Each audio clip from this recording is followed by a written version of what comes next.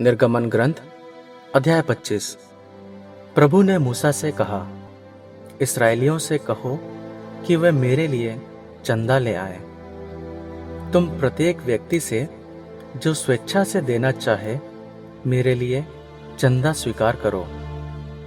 तुम उनसे ये स्वीकार करोगे, सोना, चांदी और कांसा, नीले, बैंगनी और लाल रंग के कपड़े तथा चालटी, बकरी के बाल, मेढ़ों की सीजी हुई खालें और सूस की खालें, बबूल की लकड़ी, दीपक के लिए तेल, अभियंजन के तेल और सुगंधित लोबान के लिए मसाले, एफोद और वक्ष पेटिका में लगाने के लिए सुलेमानी और अन्य मणियाँ। लोग मेरे लिए एक पवित्र स्थान बनाएं और मैं उनके बीच निवास करूंगा। जो नमूना मैं तुमको दिखाऊंगा, ठीक उसी के अनुसार निवास और उसके लिए अन्य सब सामग्री बनवाओ। बबूल की लकड़ी से एक मंजूषा बनवाओ। उसकी लंबाई 2.5 हाथ और चौड़ाई तथा ऊंचाई 1.5 हाथ हो। उसे भीतर बाहर शुद्ध सोने से मढ़वाओ और उसके चारों ओर सोने की किनारी भरवाओ। उसके 4 पायों में सोने के 4 कड़े ढलवा कर बनवाओ। 2 कड़े एक ओर और 2 कड़े दूसरी ओर। फिर बबूल की लकड़ी के डंडे बनवाओ और उन्हें भी सोने से मढ़वाओ। मंजूषा के किनारों के कड़ों में उन डंडों को डलवाओ जिससे मंजूषा उठाई जा सके।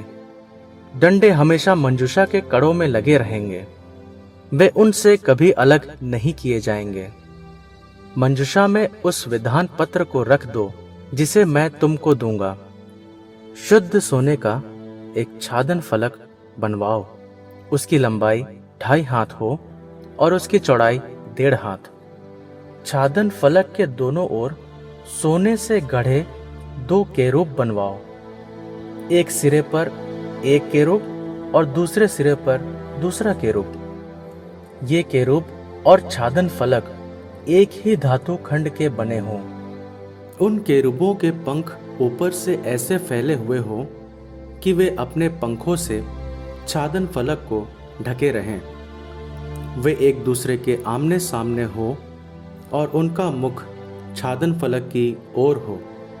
मंजूषा के ऊपर उस छादन फलक को और मंजूषा में उस विधान पत्र को रखो जिसे मैं तुमको दूंगा। मैं वहां तुमसे मिलूंगा और छादन फलक के ऊपर से अर्थात विधान के मंजूषा पर स्थित उन 2 केरूबों के बीच के स्थान से तुमको इस्राएलियों के लिए अपनी सब आज्ञाएं सुना दूंगा। बबूल की लकड़ी की एक मेज बनवाओ जो 2 हाथ लंबी, 1 हाथ चौड़ी और 1.5 हाथ ऊंची हो। उसे शुद्ध सोने से मढ़वाओ और उसके चारों ओर सोने की किनारी लगवाओ। उसके चारों ओर 4 अंगुल चौड़ी एक पटरी बनवाओ और उस पटरी के चारों ओर सोने की किनारी लगवाओ। सोने के 4 कड़े बनवाकर उन कड़ों को चारों कोनों में चारों पायों में लगवाओ। वे कड़े पटरी के पास ही हों और डंडों के घरों का काम दें, जिससे मेज उनके द्वारा उठाई जा सके। बबूल की लकड़ी के डंडे बनवाकर उन्हें सोने से मढ़वाओ, वे मेज उठाने के काम आएंगे। तुम शुद्ध सोने की थालियां, कलछे, घड़े और प्याले बनवाओ, ये अर्घ देने के काम आएंगे। उस मेज पर मेरे सामने सदा भेंट की रोटियां रखा करोगे। शुद्ध सोने का एक दीप वृक्ष भी बनवाओ। दीप वृक्ष का पाया, उसकी डंडी, उसके प्याले, उसकी कलियां और फूल सब एक ही धातु खंड के होंगे। उसी में 6 शाखाएं हों। दीप वृक्ष की एक ओर 3 शाखाएं हों और दीप वृक्ष की दूसरी ओर 3 शाखाएं। एक शाखा में बादाम की बौड़ी के आकार के 3 प्याले हों जिनमें एक कली और एक फूल हो। दूसरी शाखा में बादाम की बौड़ी के आकार के 3 प्याले हों, जिनमें एक कली और एक फूल हो। वृक्ष की 6 शाखाओं पर ऐसा ही हो। दीप वृक्ष में ही बादाम की बौड़ी के आकार के 4 प्याले हों, जिनमें एक कली और एक फूल हो। दीप वृक्ष से निकली हुई प्रथम शाखा द्वय के नीचे एक कली हो, दूसरी कली दूसरी शाखा द्वय के नीचे और तीसरी कली तीसरी शाखा द्वय के नीचे। शाखाएं, कलियां और दीप वृक्ष ये सब शुद्ध सोने के एक ही धातु खंड के बने हों। तब तुम उसके लिए 7 दीपक बनवाओ।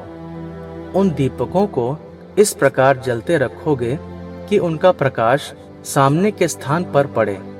उसकी कैंचियां और अग्निपात्र शुद्ध सोने के बने हों। उसे और उसके सब पात्रों को एक मन शुद्ध सोने से बनवाओ। इसका ध्यान रखो कि ये सब ठीक उसी नमूने के अनुसार बने जो तुमको पर्वत पर दिखाया गया है।